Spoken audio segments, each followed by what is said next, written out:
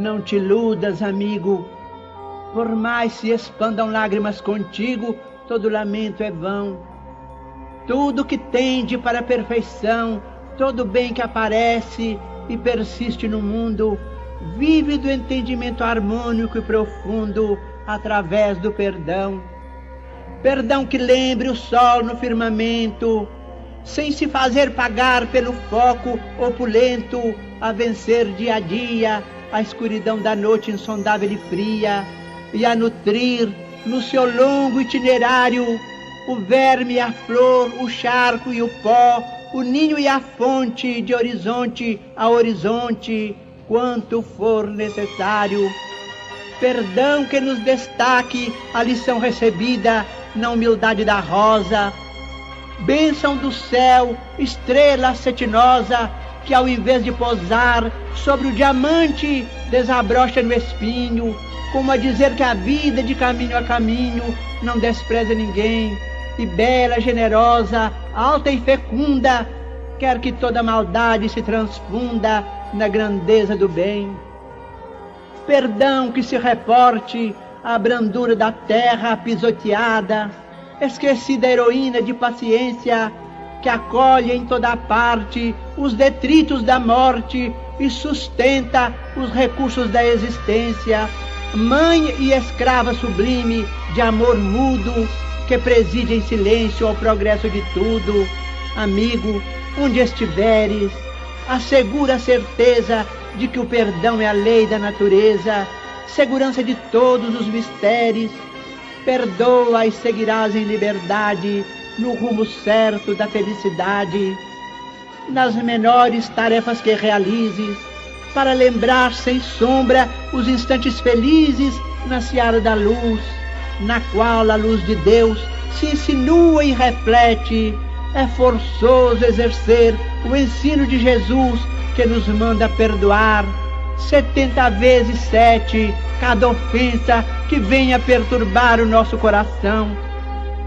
Isso vale afirmar na senda de ascensão, que em favor da vitória a que aspiras na luta transitória é mais do que importante, é essencial que te esqueças por fim de todo mal, e que em tudo no bem a que te des, seja aqui mais além, seja agora ou depois, Deus espera que ajudes e abençoes, compreendendo, amparando e servindo outra vez.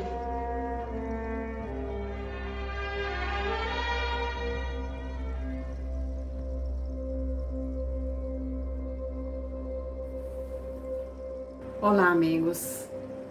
Que Jesus nos inspire, nos ampare neste momento em que estamos vivenciando dias difíceis de isolamento social, dias de distanciamento social, melhor dizendo, meses, mas que nada nos impede de estarmos juntos, sintonizados pelo pensamento, sintonizados pelo coração, procurando ainda e sempre refletir sobre os ensinamentos de Jesus, trazidos de volta pela doutrina espírita. Um desses ensinamentos, uma dessas reflexões, dessas situações em que nós vivemos no nosso dia a dia, na nossa trajetória evolutiva, é exatamente as consequências do bem e do mal. Quem planta ventos, colhe tempestades, já diz o ditado popular. Diz também o ditado popular que não se colhe uvas nos espinheiros. E Jesus arremata tudo isto no seu ensinamento, colocando para nós a regra áurea, o ensinamento básico, a cada um segundo suas obras. Os amigos espirituais nos advertem, nos explicam, nos esclarecem, como Joana de Ângeles, no livro Encontro com a Saúde e a Paz, ela diz que o ser integral está além do corpo físico e é responsável pelos atos que pratica. Portanto, semeia e colhe conforme o nível de evolução em que se encontra, avançando incessantemente no rumo da sua destinação gloriosa, que é a perfeição relativa que o aguarda. Então, diante das informações, dos ditados populares, da sabedoria popular, cada um colhe aquilo que planta. E o cenário de hoje é exatamente essa colheita que nós estamos vivendo, que nós estamos observando. Vivemos na atualidade dias de descontrole emocional, principalmente em virtude dessa situação pandêmica que a humanidade toda, que o planeta todo está vivenciando. O tumulto desenfreado invade quase todas as áreas do comportamento e da convivência social. As pessoas mal suportam-se umas às outras, explodindo por motivos irrelevantes, sem significado. É a convivência mais de perto, nesses dias em que estamos obrigados a viver mais em casa, a conviver mais diuturnamente com os nossos familiares. Então, explode por qualquer motivo uma desavença, uma desarmonia. E aí nós vamos verificar que sobre a questão do bem e do mal que estamos vivenciando, da sombra e da luz. Todo o bem é expansão, crescimento, harmonia.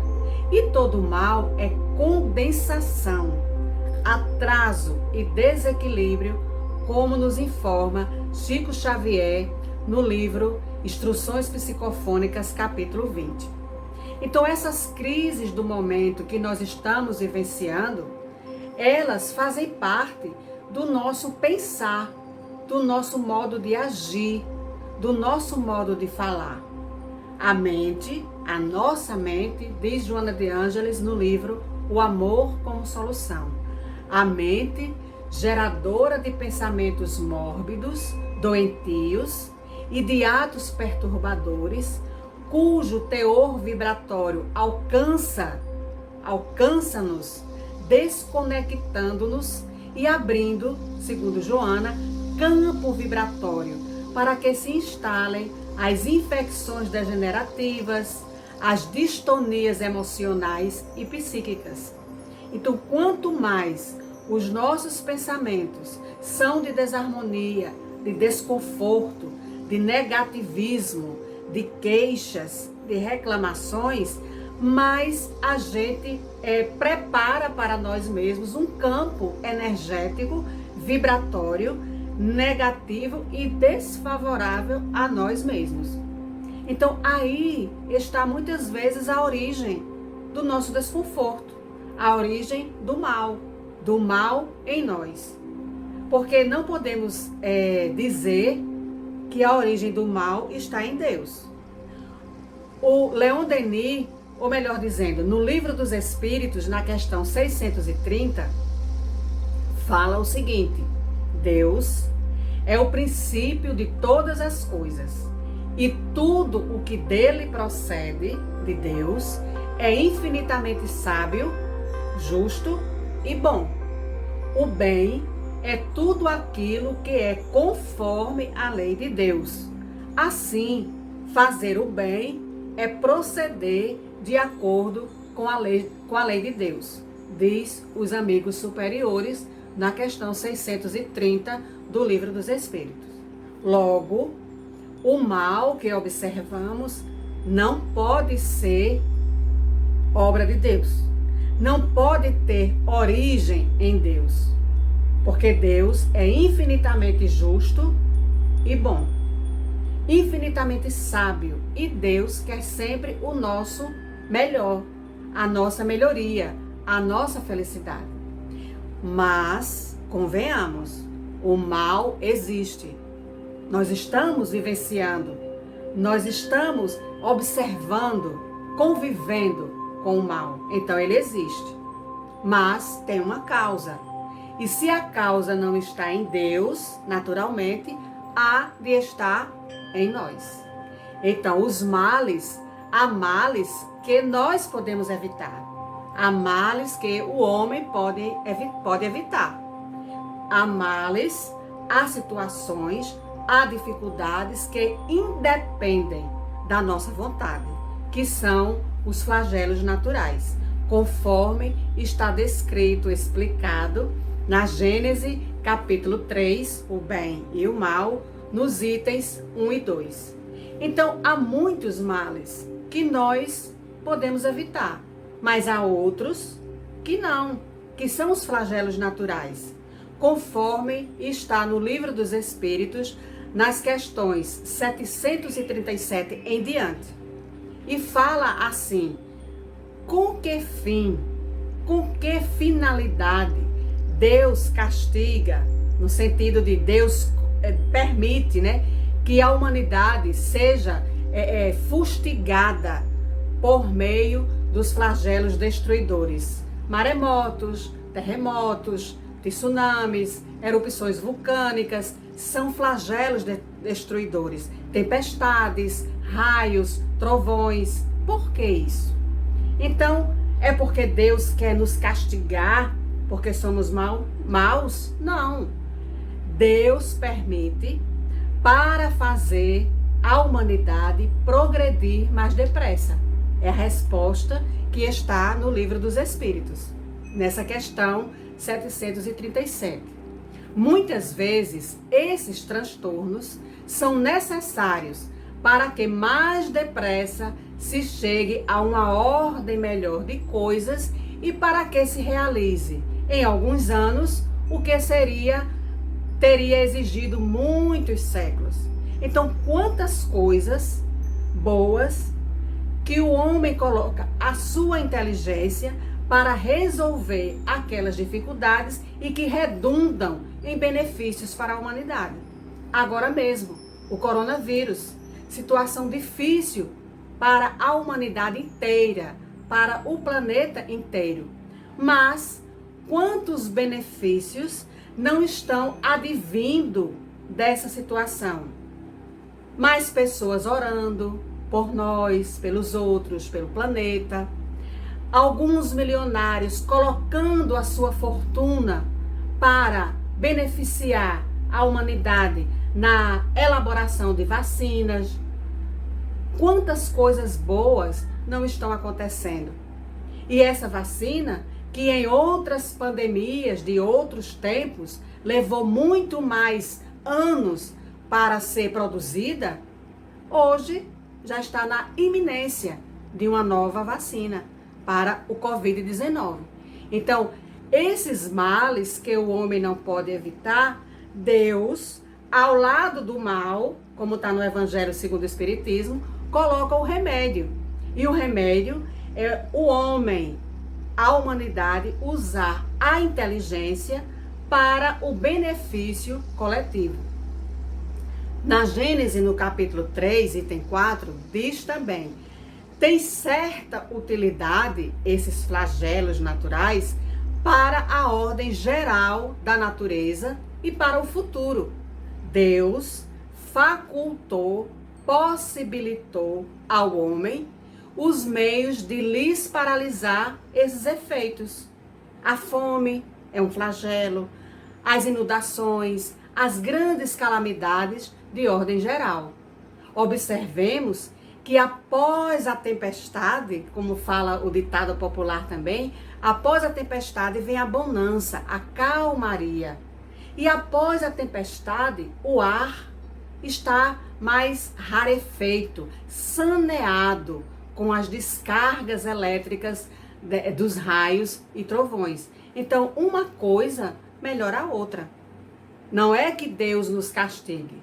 Esses são os males que nós não podemos evitar, porque está no pulsar da natureza, no pulsar do planeta. Mas há males muito maiores que nós podemos evitar. Diz a Gênesis capítulo 3, o bem e o mal, item 6. Mais numerosos do que os males que o homem não pode evitar, são os que ele cria pelos próprios vícios. Esses são maiores do que os flagelos naturais. Os males que os nossos vícios criam. O orgulho, o egoísmo, a ambição, a cupidez, a inveja, ciúmes, excessos de todo gênero. São essas situações que engendram males maiores do que um tsunami, um maremoto, um terremoto. Observemos as guerras, as duas grandes guerras mundiais. Observemos outras situações que o homem cria com o seu orgulho e o seu egoísmo, o seu excesso de vaidade, o seu excesso de ambição, a inveja, o ciúme. O mal é todo ato praticado pelas mãos, pensamentos e palavras e que são contrários à lei de Deus. Males que venham prejudicar os outros e a nós mesmos. Então, podemos evitar, mas ainda convivemos com muitos males provocados por nós mesmos.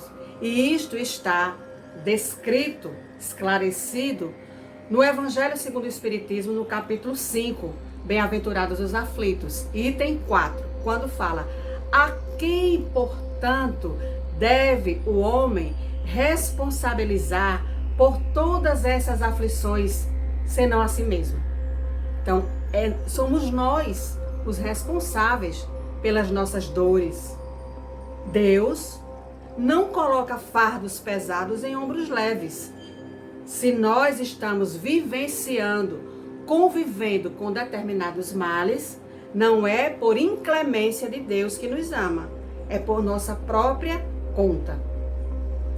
As doenças do corpo e da alma são a causa está em nós mesmos. A alma é um espírito encarnado e o corpo o seu envoltório. A alma vem de Deus, foi Deus que criou. Simples, ignorante, no sentido de não ter conhecimento, mas perfectível, com todas as possibilidades de atingir a perfeição. Isto Jesus falou para nós, está lá registrado em Mateus, no capítulo 5, no Sermão do Monte. Sede perfeitos, como perfeito é o vosso Pai Celestial. Claro que não é a perfeição absoluta de Deus, mas é uma perfeição relativa. Um dia, todos nós seremos anjos, diz a canção. Jesus é o guia e modelo da humanidade. É para Ele que devemos convergir todos os nossos esforços para este modelo, porque Ele é o nosso guia. Então, não temos com que nos desculpar. O egoísmo e o orgulho, já dissemos, nesses dois vícios estão os grandes males da humanidade. O egoísmo é a origem das misérias da vida, como está descrito em Obras Póstumas, primeira parte, no capítulo O Egoísmo e o Orgulho. Então diz lá: desde que cada um pense em si, antes de pensar nos outros, e procura, acima de tudo, satisfazer seus próprios desejos, daí resultam todos os antagonismos sociais, todas as lutas, todos os conflitos e todas as misérias. Por quê? Porque pensamos em nós primeiro. Porque não cogitamos de pensar no outro em momento algum. O egoísmo tem sua fonte no orgulho. A exaltação da nossa personalidade, a exaltação da personalidade leva a pessoa a considerar-se acima dos outros, num orgulho e numa presunção. Então, esta é a verdadeira desgraça real. Esta é a origem dos nossos males, dos males a que a humanidade está envolvida, está imersa. a desgraça real. A desgraça real diz no capítulo 5, no item 24. A desgraça real é aquela alegria desequilibrada, o prazer, o tumulto, a vã agitação, a satisfação da vaidade que fazem calar a consciência, que comprimem a ação do pensamento, que atordoam o homem em relação ao seu futuro. Então é essa questão de querer gozar os prazeres da vida para não ter que pensar nos prazeres, na alegria divina, espirituais. Porque isto requer mudança de atitude, isto requer trabalho íntimo. Dessas causas da desgraça real, a principal decorre da falsa ideia de que o homem faz da natureza, da sua natureza íntima, do seu passado e do seu futuro.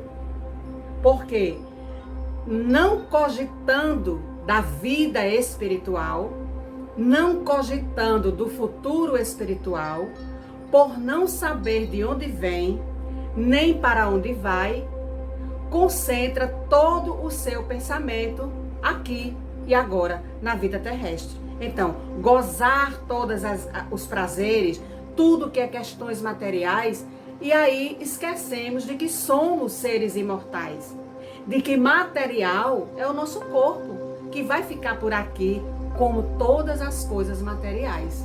Então é preciso que nós reflitamos sobre a origem do mal.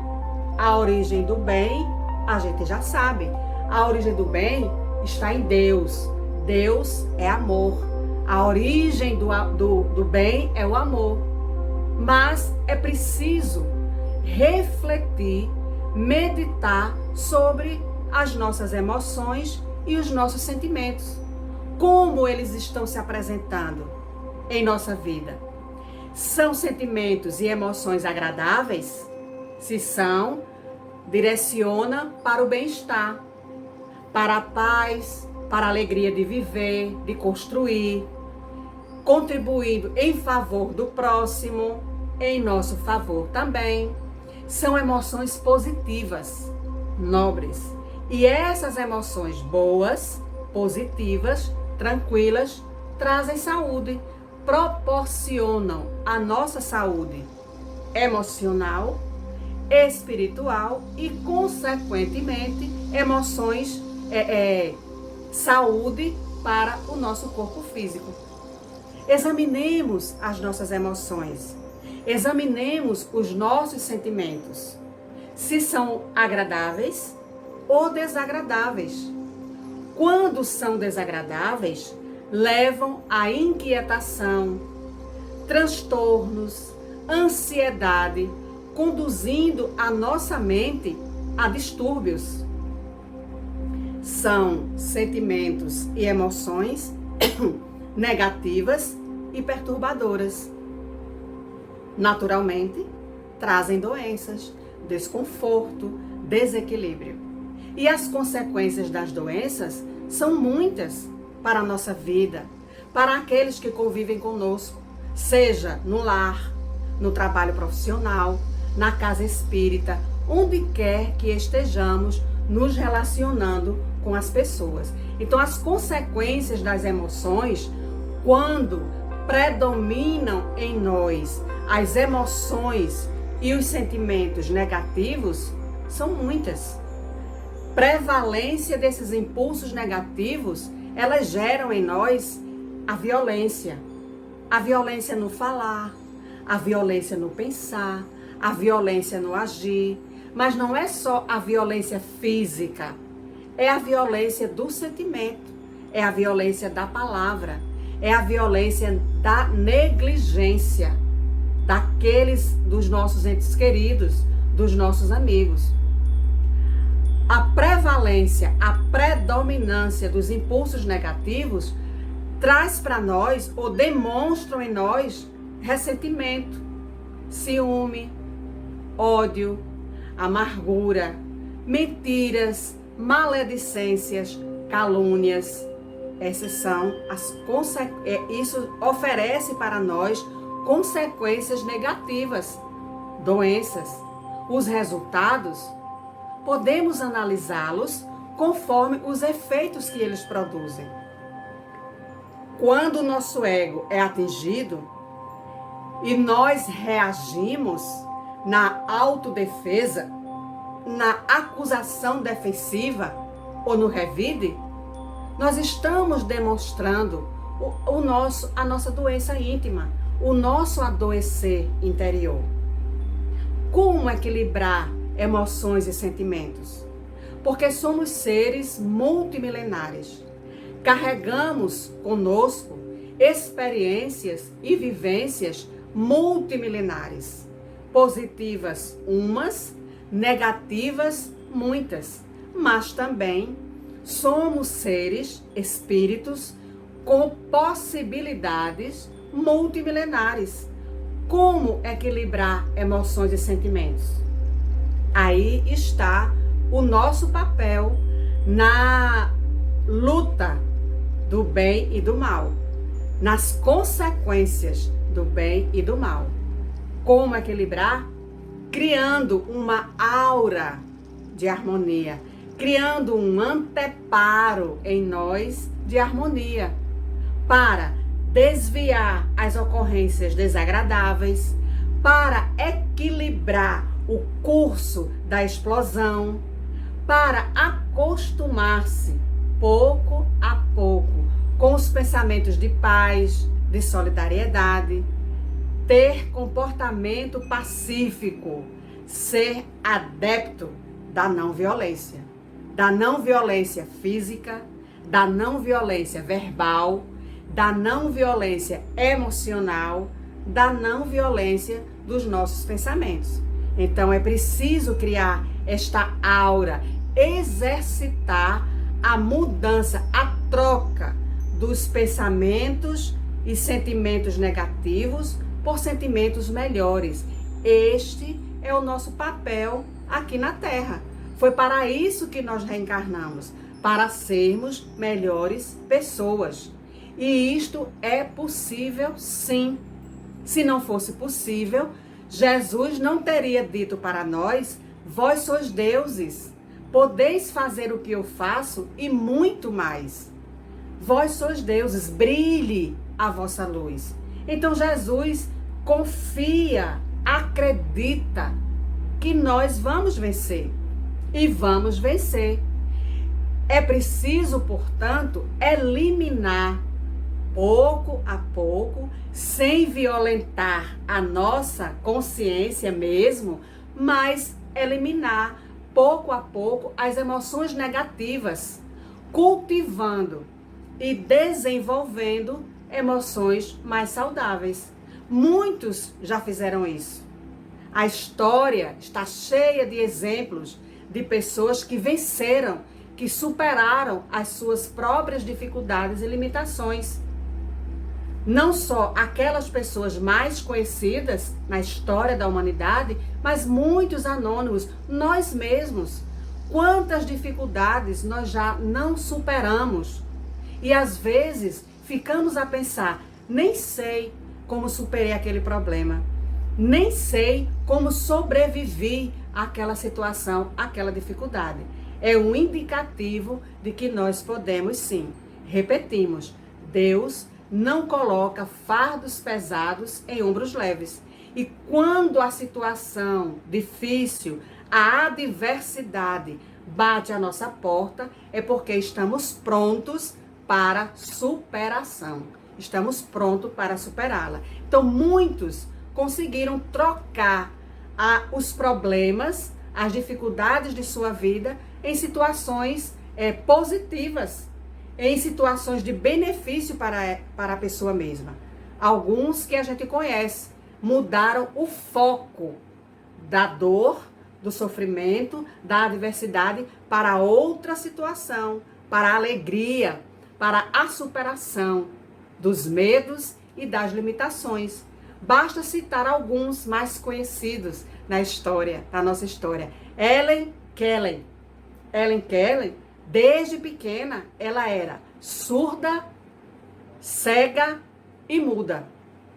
E Helen Keller, claro, com a ajuda da sua professora Anne Sullivan, conseguiu superar todas as suas limitações e transformar-se num ícone, dando palestras, criando situações inusitadas, formando novos conceitos de superação. Helen Keller. Há um filme que retrata mais ou menos a história de Helen Keller.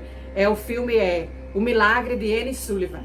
Anne Sullivan, a sua professora, que também era portadora de cegueira, tinha dificuldades visuais, mas Helen Keller mudou a sua trajetória. Não ficou paralisada pelo medo ou pelas limitações. Outra pessoa que mudou o foco do mal que estava em sua vida, dos problemas da sua vida, foi Louis Braille, cego. Mas ele não nasceu cego, ele foi ficando cego. E transformou os seus limites, a sua limitação, em bênçãos, aperfeiçoando o método Braille, o alfabeto para cegos. Por que não podemos fazer o mesmo? Começando com as nossas pequenas dificuldades. Extinguindo em nós, como exercício, a chaga que nos prende à terra, que nos prende ao sofrimento, que é o orgulho e o egoísmo e todos os vícios que vêm nessa esteira do orgulho e do egoísmo. Beethoven também, surdo. Beethoven não nasceu surdo, ele foi ficando surdo, mas chegou um momento da sua vida em que a surdez era quase total. Beethoven se desesperou porque ele era músico, ele fazia composições belíssimas e ele mesmo não podia escutar. Fazia muitas coisas para poder ouvir a sua própria música. E no auge da sua surdez, ele compôs a mais bela das sinfonias, a Sinfonia número 9. Superou as suas dificuldades. Teve momentos difíceis, sim, muito difíceis, quis até suicidar-se.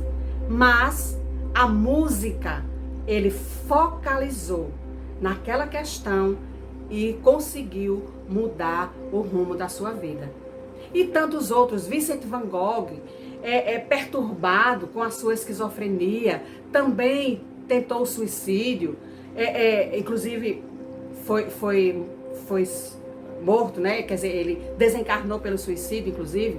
Mas Vincent van Gogh transformou aquela depressão que ele tinha, aqueles momentos difíceis, com a pintura. Pintou com esmero e realismo, refletindo o seu estado interior. O Aleijadinho, aqui, perto de nós, com uma dificuldade perversa no seu corpo, segundo consta, hanseníase ou lepra, e que ele pintava com os toquinhos das mãos, já os dedos já tinham caído, os dedos dos pés já tinham caído, e ele pintava à noite, às escuras, usava um chapéu muito grande, capa, para ninguém ver as deformidades do seu corpo. Mas ele conseguia transformar pedras em esculturas belíssimas. O Aleijadinho. E Jesus, abandonado, caluniado, traído, perseguido, transformou a sua vida em delimitando, marcando a história antes e depois do Cristo. Transformou a sua vida em guia e modelo para a humanidade inteira.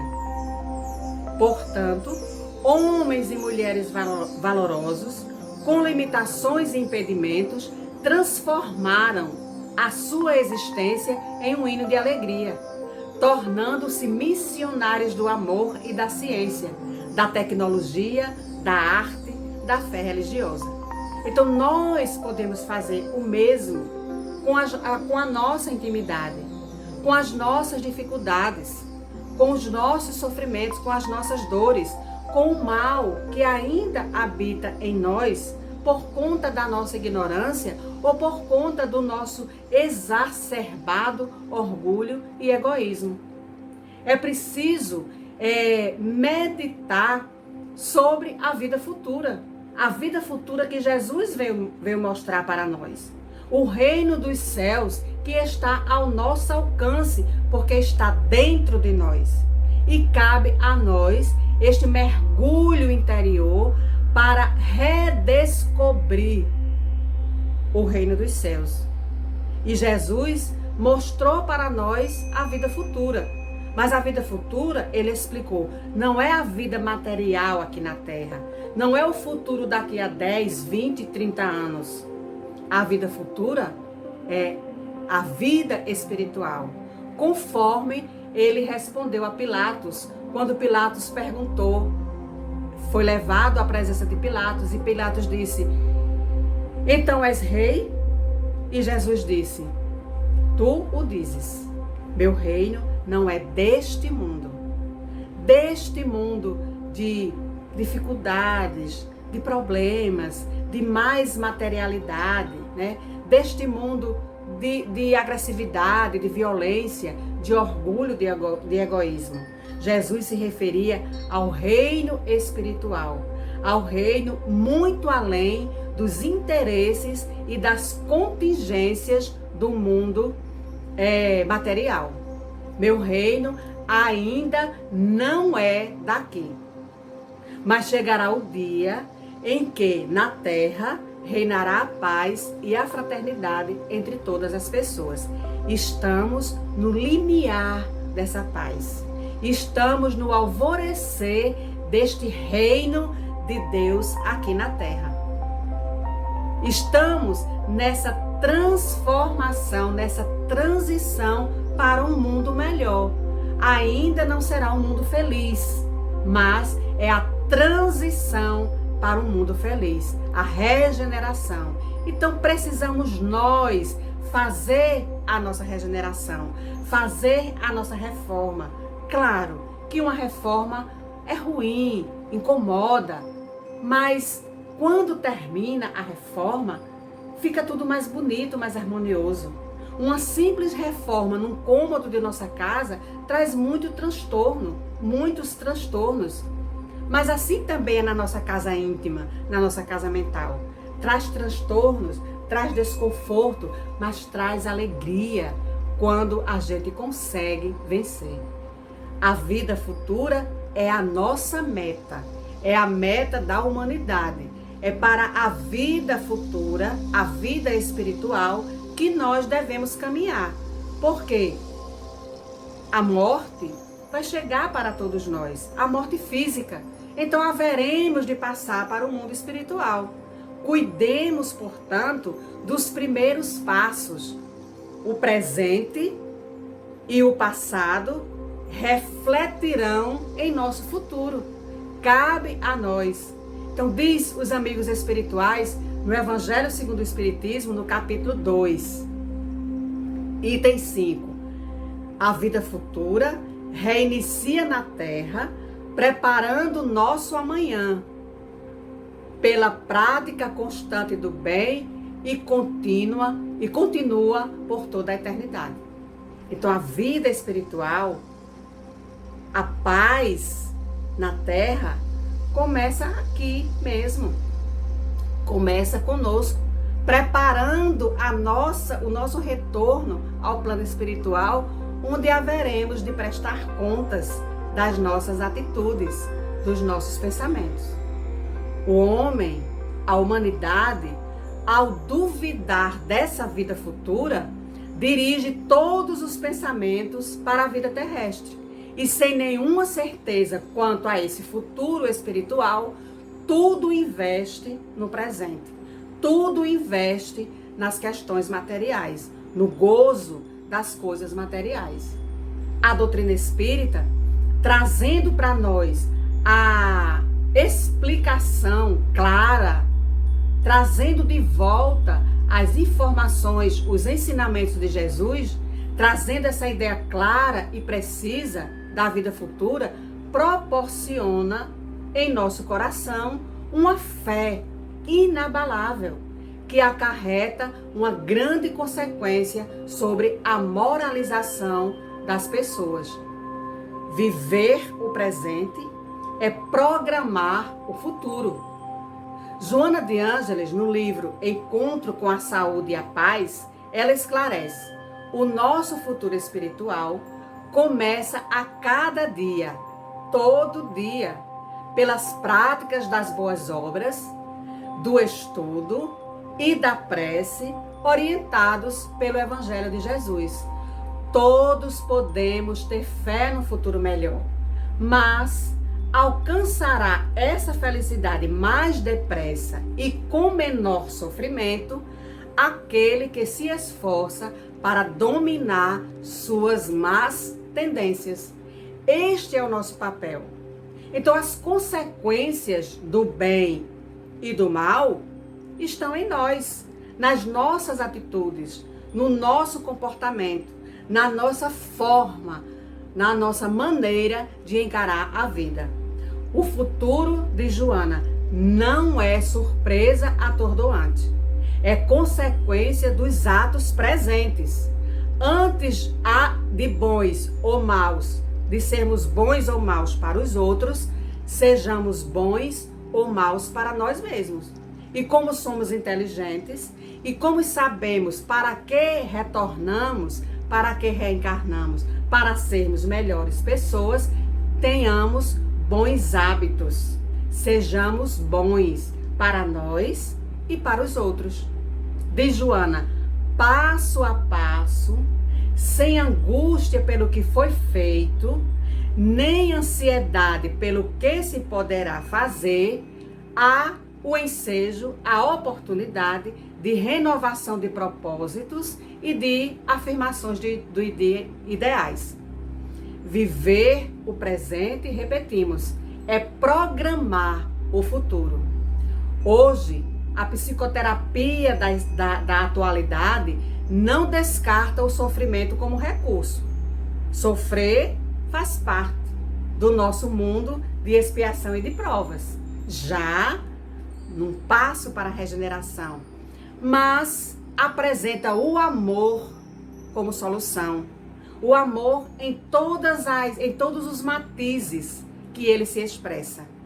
Na simplicidade, na gentileza, na solidariedade, na caridade, no ouvir, no falar, no consolar, no enxugar uma lágrima. O amor em todas as suas expressões.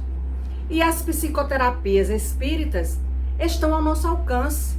O Evangelho no lar, a oração, a fluidoterapia, as conversas edificantes, o trabalho no bem, ler um livro edificante, assistir um filme edificante, que traga uma mensagem positiva.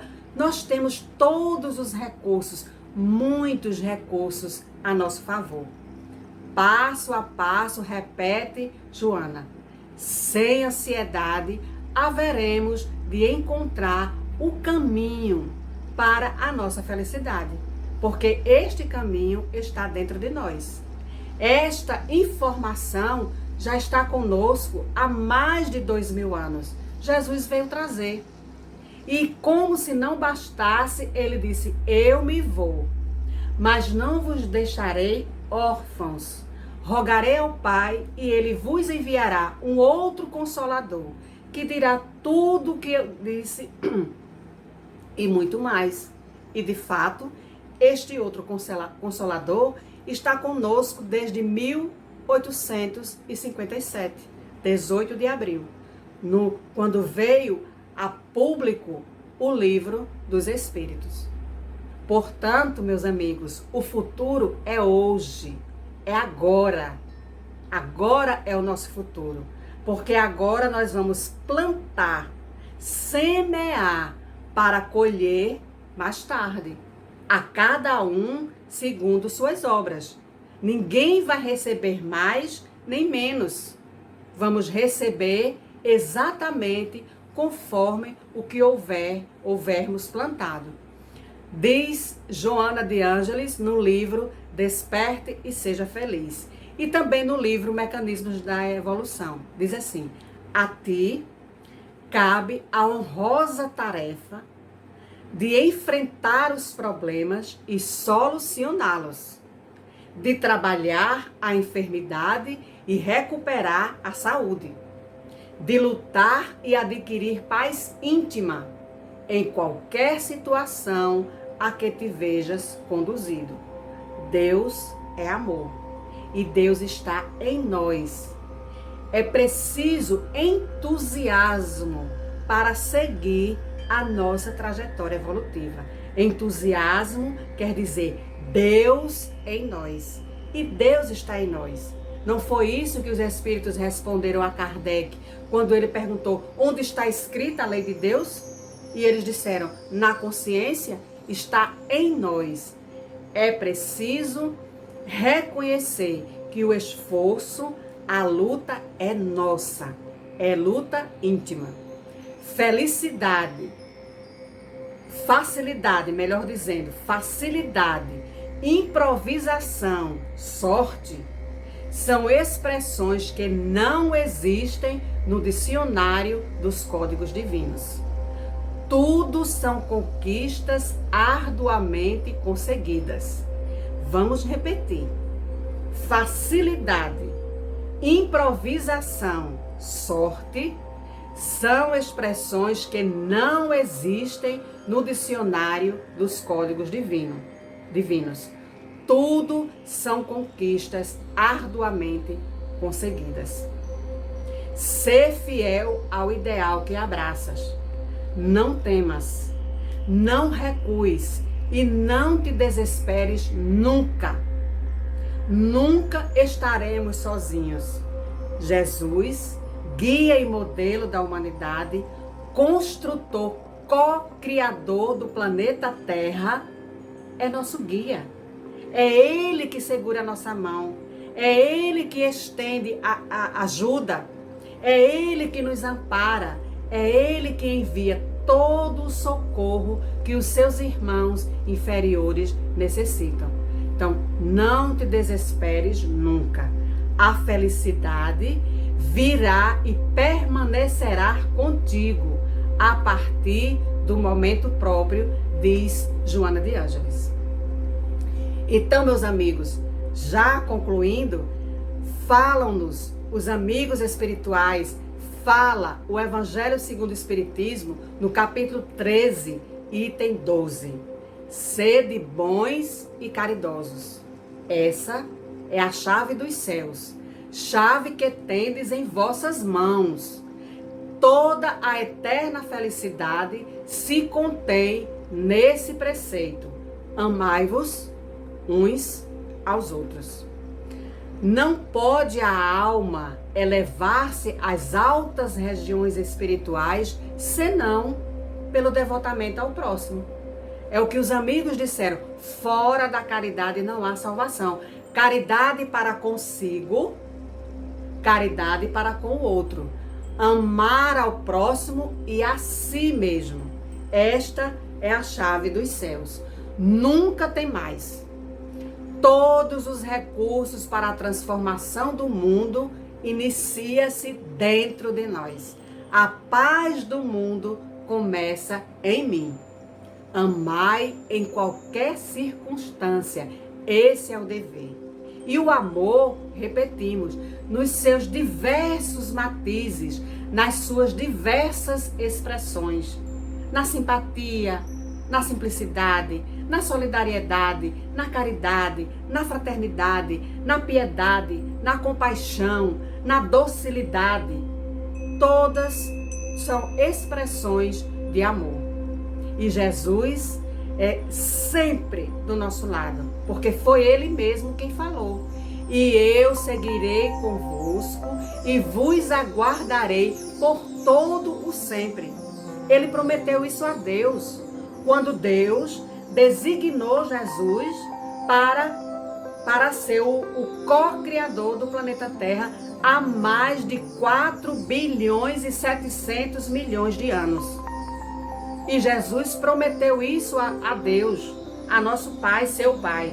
Ele disse: nenhuma das ovelhas que o Pai me confiou se perderá. Ovelhas aqui, no simbolismo, somos nós, os seus irmãos, que ele trouxe para cá, para que nesta morada, nesta grande escola, pudéssemos crescer de volta e voltar para o seu aprisco num grande rebanho de um só pastor.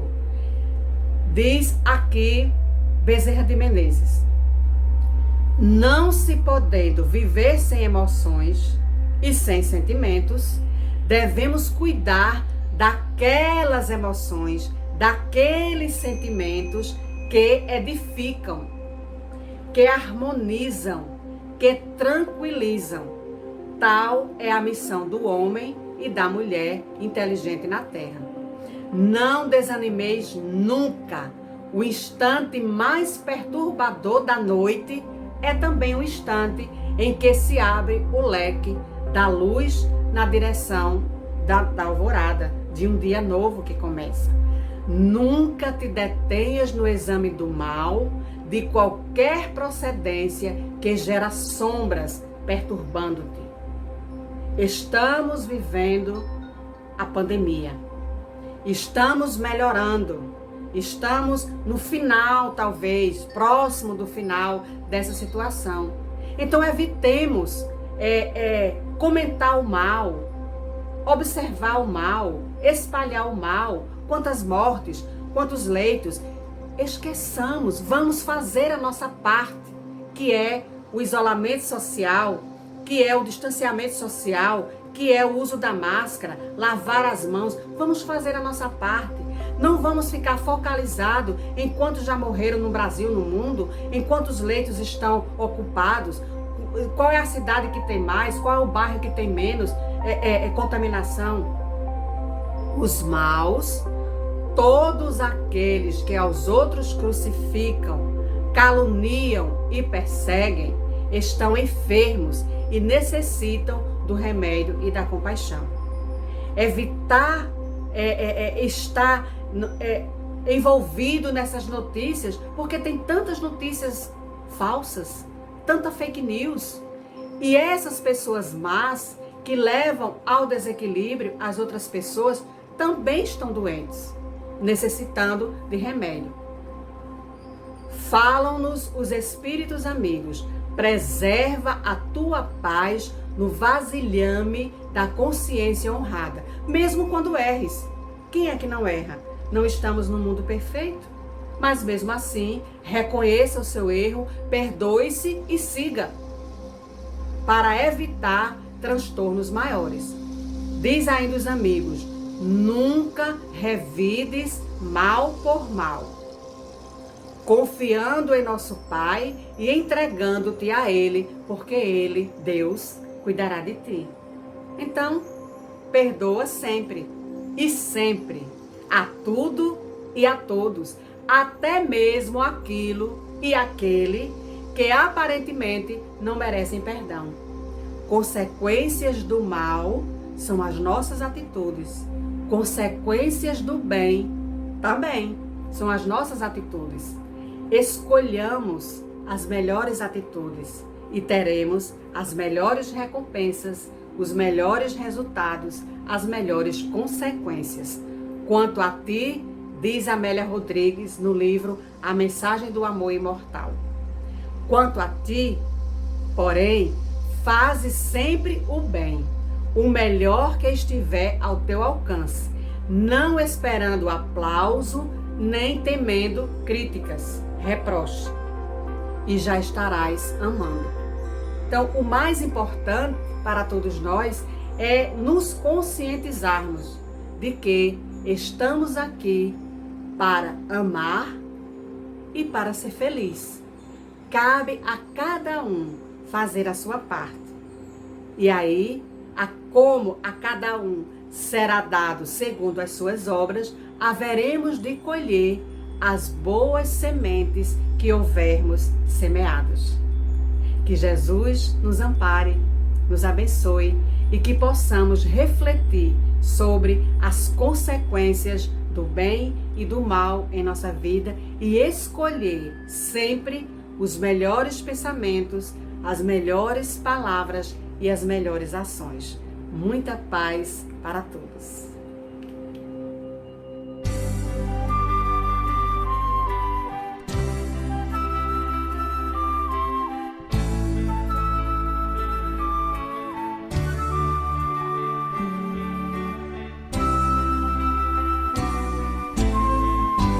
Qual de nós não tem nenhum defeito? Qual de nós não tem uma virtude? Precisamos só achar o jeito de suavizar o lado rude. Vamos ajudar-nos mutuamente e somar as nossas qualidades para fazer um mundo diferente e tirar a força da maldade. Um dia todos nós seremos anjos. Vamos trabalhar e acreditar que no futuro nós seremos anjos, num planeta onde o amor, unicamente o amor, há de reinar. E assim será. A felicidade só começa quando cessam as desigualdades, quando todos compartilham sonhos e não usam mal a liberdade. O mestre falou: sede perfeitos, e nos ensinou esta lição, que somente o amor será eterno. Nele está a nossa salvação. Um dia todos nós seremos anjos. Vamos trabalhar e acreditar que no futuro nós seremos anjos, no planeta onde o amor, unicamente o amor, há de reinar. Um dia todos nós seremos anjos. Vamos trabalhar